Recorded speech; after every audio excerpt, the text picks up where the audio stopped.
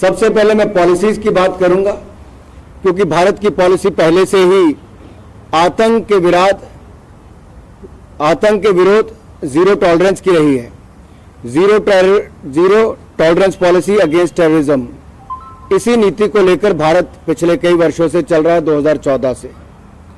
और आतंकवादी गतिविधियों का मुकाबला करने के लिए निर्णायक नीतियां हम लाए हैं, चाहे वो यूपीए कानून को और मजबूत करने की बात हो या फिर एनआईए एक्ट अमेंडमेंट बिल लाकर उसको ट्रूली फेडरल एजेंसी बनाया गया, जिस तरह से यूएस की एफबीआई की तरह। और अगर मैं ये कहूं, एक के बाद दूसरा कानून लाकर भारत में आतंकवाद की कमर तोड़ने के लिए कानूनी प्रक्रिया को, नीतियों को बनाने में भारत सरकार ने कहीं कोई कमी नहीं छोड़ी। दुनिया भर के मंच पर, अंतर्राष्ट्रीय कॉन्फ्रेंस में प्रधानमंत्री नरेंद्र मोदी जी ने लगातार आतंकवाद के खिलाफ दुनिया को एकजुट होने का लगातार आग्रह किया है। और 90वीं इंटरपोल जनरल असेंबली ये भी भारत में हुई, जहां 2000 से ज्यादा विदेशी अधिकारियों ने यहां पर भाग लिया। और ये global action against act of terrorism की घोषणा भी उसी के दौरान दिल्ली में की गई। इसी तरह ही तीसरी मिनिस्ट्रियल कॉन्फ्रेंस भी भारत में हुई, जिसका विषय था countering financing of terrorism, no money for terror, no money for terror. इसी के साथ इसी विषय को लेकर उसमें चर्चा भी हुई और पूरी दुनिया भर के देश आतंकवाद के खिलाफ लाने के लिए भारत ने एकजुट करने का काम भी किया। यही नहीं, अगर आप रिस्पांस देखेंगे भारत सरकार का भी, तो 2016 में अगर सर्जिकल स्ट्राइक आतंकवाद के खिलाफ की, तो 2019 में बालाकोट स्ट्राइक्स भी की। और 2014 के बाद लगातार आतंकवादियों को ठिकाने लगाने में हमारी सेना ने, हमारे बलों ने लगातार काम किया है। और अगर मैं जम्मू कश्मीर की ही बात करूं, तो 168% की कमी आतंकवाद की घटनाओं में जम्मू कश्मीर में आई है। और 94% कन्विक्शन रेट जो है वो टेरर फाइनेंस केसेस में है, यानी कि जो आतंकवाद को पैसा मुहैया कराते हैं, फाइनेंस करते हैं, उनकी कन्विक्शन का रेट भी 94% है। और जम्मू कश्मीर में आतंकवादी घटनाओं में 168% की कमी आई है। अगर मैं पूर्वोत्तर भारत की बात करूं, नॉर्थ ईस्ट की बात करूं, तो ये कह सकता हूं शांति का युग नॉर्थ ईस्ट में आया है। और इसमें 2014 के बाद इंसर्जेंसी वायलेंस में 80% की गिरावट आई है। 2014 के बाद सिविलियन डेथ्स में भी 89% की कमी आई है। और 6000 मिलिटेंट्स ने 2014 के बाद सरेंडर नॉर्थ ईस्ट में किया है।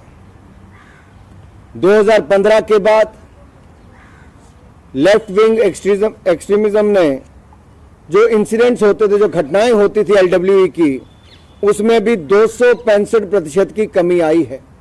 ये तो मैं नॉर्थ ईस्ट की केवल बात कर रहा हूं कि कितना बड़ा बदलाव, कितनी कमी वहां की घटनाओं में आई है, वायलेंस में आई है। और जो वहां पर पीस ट्रीटी साइन की गई, वो भी अपने आप में एक बहुत बड़ा कदम है, जो मोदी सरकार की एक बहुत बड़ी सफलता है। बोडो एकॉर्ड जनवरी 2020 में किया गया, ब्रूक रियांग एग्रीमेंट जनवरी 2020 में किया गया, और एनएलएफटी त्रिपुरा एग्रीमेंट जो national liberation front of Tripura है, इसका एग्रीमेंट अगस्त 2019 में किया गया। और कार्बी एंगलोंग एग्रीमेंट सितंबर 2021 में किया गया। और Assam Meghalaya interstate boundary agreement March 2022 में किया गया। ये अपने आप में सारी पीस ट्रीटीज दिखाती हैं कि नॉर्थ ईस्ट में जो पिछले 75 साल में कोई नहीं कर पाया वो मोदी सरकार ने करने का काम किया। घटनाएं भी कम हुई, सिविलियंस की मृत्यु भी कम हुई, इंसर्जेंसी की घटनाएं कम हुई। तो वहीं पे ट्रीटीज भी एक के बाद दूसरे राज्य में की गई।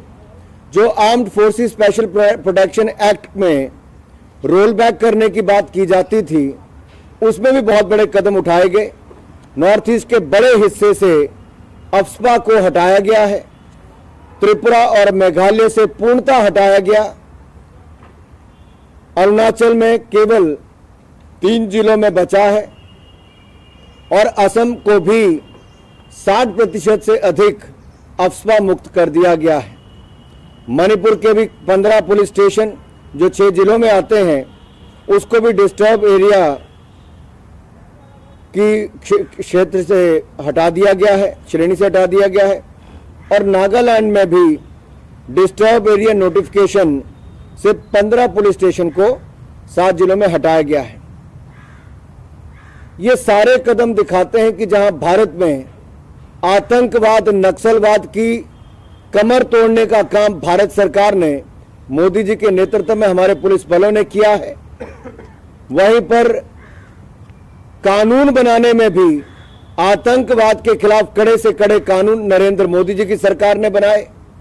अंतर्राष्ट्रीय सहयोग और अंतर्राष्ट्रीय स्तर पर आतंकवाद के खिलाफ दुनिया को इकट्ठा करना, और कुछ ऐसे देश जो आज बिलबिला रहे हैं, उनकी बिलबिलाहट का, उनकी बौखलाहट का कारण यही है कि ये जो नीतियां भारत सरकार की हैं, जो कड़े कानून बनाना और आतंकवादियों के खिलाफ कड़ी कार्रवाई करना, पूरी दुनिया को आतंकवाद के खिलाफ एकजुट करना, आतंकवाद फाइनेंसिंग के खिलाफ दुनिया के अन्य देशों को भी कड़ी कार्रवाई करने के लिए साथ में जोड़ना, इंटरपोल की 90th कॉन्फ्रेंस यहां पर कराना, 2000 से ज्यादा लोगों को यहां पर लाना, बड़े बड़े पुलिस अधिकारियों से लेकर सबको लाना, और तीसरी मिनिस्ट्रियल कॉन्फ्रेंस भी भारत में करवाकर नो मनी फॉर टेरर, आतंक के लिए कोई धन नहीं, उस दिशा में भी लेकर जाना।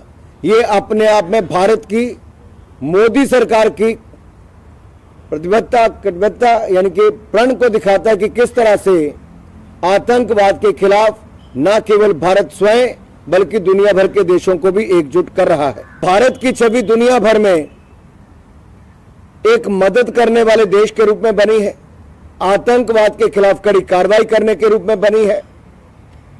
तो वहीं कुछ पड़ोसी देशों की आतंकवाद को बढ़ावा देने की बनी है, और ये दिखता है वो पड़ोसी न केवल आतंकवाद को बढ़ावा देते हैं बल्कि उसके लिए जोर जोर से बोलते भी हैं। उनका चेहरा बेनकाब हुआ है, अंतर्राष्ट्रीय स्तर पर हुआ है, और ये अपने आप में दिखाता है कि कैसे भारत नया भारत, सशक्त भारत बना है।